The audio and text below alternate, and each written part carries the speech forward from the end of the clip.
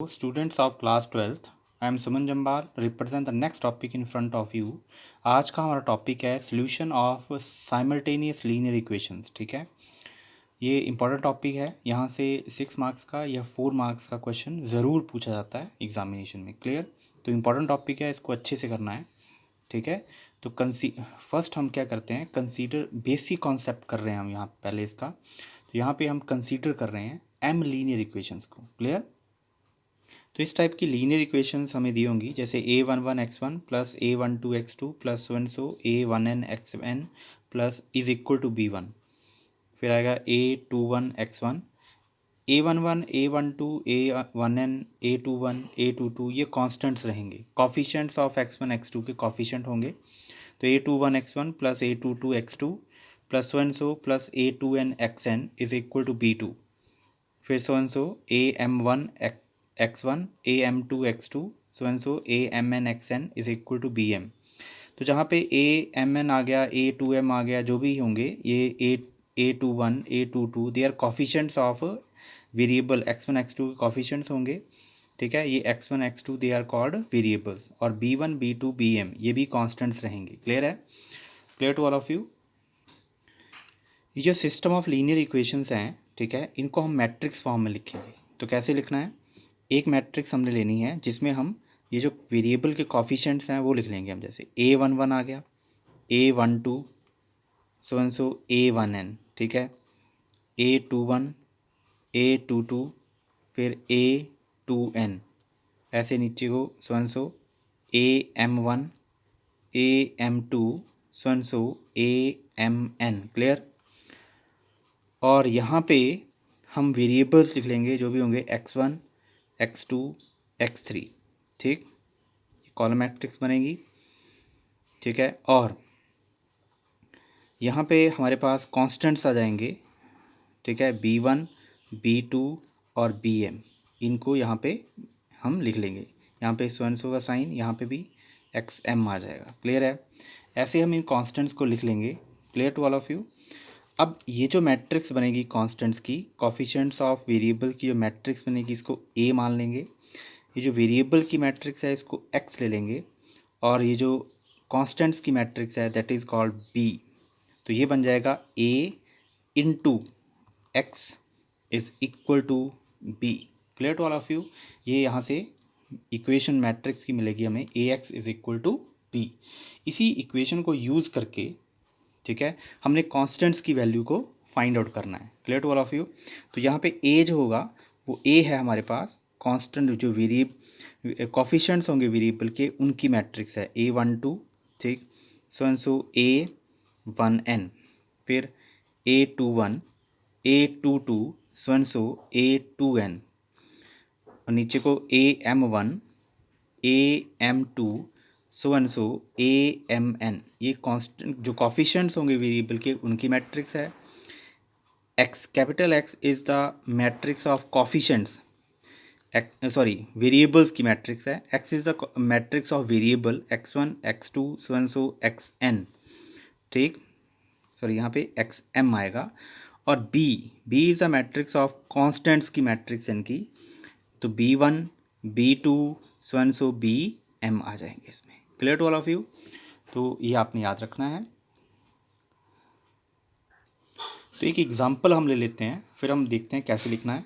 ये हम एग्जांपल लिया हमने, लीनियर इक्वेशंस ली हैं। ठीक है, साइमल्टेनियस लीनियर इक्वेशंस हैं ये। 2x plus 3y minus z equal to 1, x plus y plus 2z is equal to 2, 2x minus y plus z is equal to 3। इसमें x, y और z जो है वो वेरिएबल हैं, और इनके साथ जो लगे हुए हैं, जैसे 2 हो गया, 3 यहाँ पे कुछ नहीं है तो मतलब 1 है। ठीक है, -1 जो है, they are coefficients of x, y, z। ठीक है, तो जब हम इसको मैट्रिक्स फॉर्म में कन्वर्ट करेंगे तो यहाँ पे मैट्रिक्स लेंगे एक। ठीक है, इस मैट्रिक्स में हम ले लेंगे x, y, z के कॉफिशेंट, जैसे 2, ये फर्स्ट रो में आ जाएंगे 3 और -1। यहाँ पे x का कॉफिशेंट 1, यहाँ पे x का कॉफिशेंट 1, यहाँ पे 2, यहाँ पे x का कॉफिशेंट 2, ये -1 और यहाँ पे 1। क्लियर है? नेक्स्ट स्टेप में, ठीक है, यहाँ पे एक मैट्रिक्स और लेंगे जिसमें वेरिएबल लेंगे x, y और z।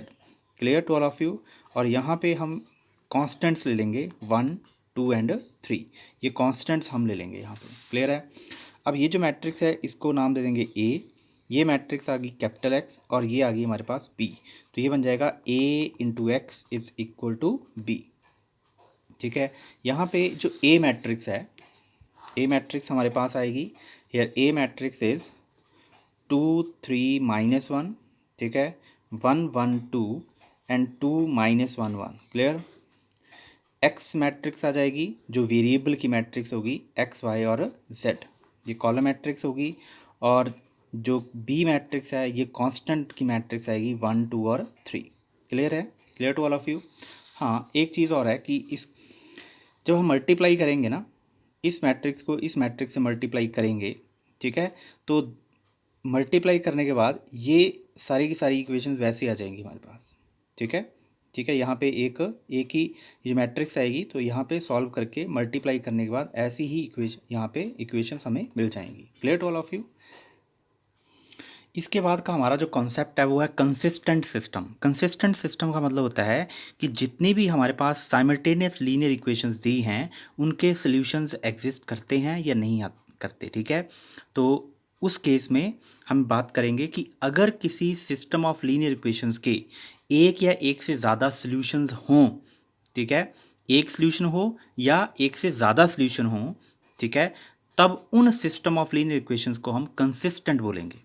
They are called consistent system of equations. ठीक है, अदरवाइज अगर उन सिस्टम ऑफ लीनियर इक्वेशन के कोई भी सॉल्यूशन नहीं है तो they are called inconsistent system of equations. Clear to all of you कि जिनके सॉल्यूशन एक सॉल्यूशन होगा या एक से ज़्यादा सॉल्यूशन होंगे तो उन इक्वेशंस को हम कंसिस्टेंट कहेंगे।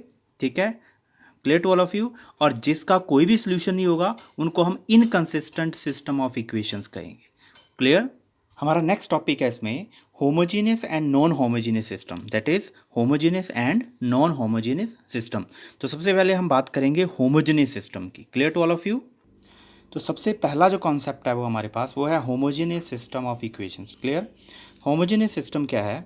अ system of equations A X is equal to B is called a homogeneous system of equations.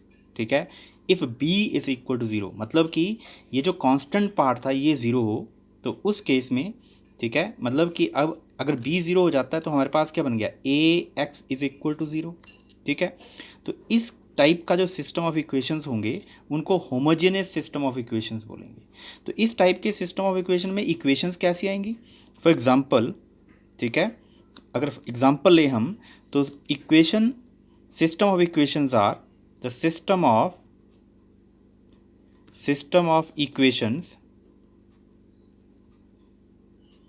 Are किस टाइप की इक्वेशंस होंगी हमारे पास? वो होंगी इस टाइप की, जैसे 3x plus 2y plus 4z is equal to zero, 8x minus 2y minus z is equal to zero.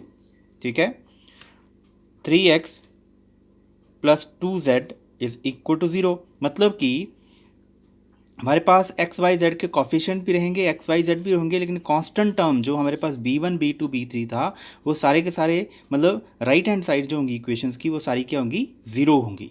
तो b पार्ट जो था, b मैट्रिक्स जो होगी वो ज़ीरो हो जाएगी। क्लियर टू बोलो। इस टाइप की सिस्टम ऑफ इक्वेशंस को, इस टाइप की लीनियर इक्वेशंस को होमोजीनियस सिस्टम ऑफ इक्वेशन कहते हैं। Clear to all of you. और non homogeneous system of equations क्या होंगी? मतलब ऐसी इक्वेशंस जिसमें b पार्ट जो है वो नॉट इक्वल टू ज़ीरो हो।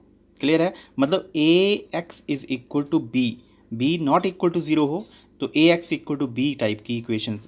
फॉर एग्जांपल किस टाइप की इक्वेशंस होंगी? जैसे हमने पिछले करी थी, फॉर एग्जांपल जैसे 2x plus 3y plus 4z is equal to 8। ठीक है, x minus y plus 2z is equal to 3।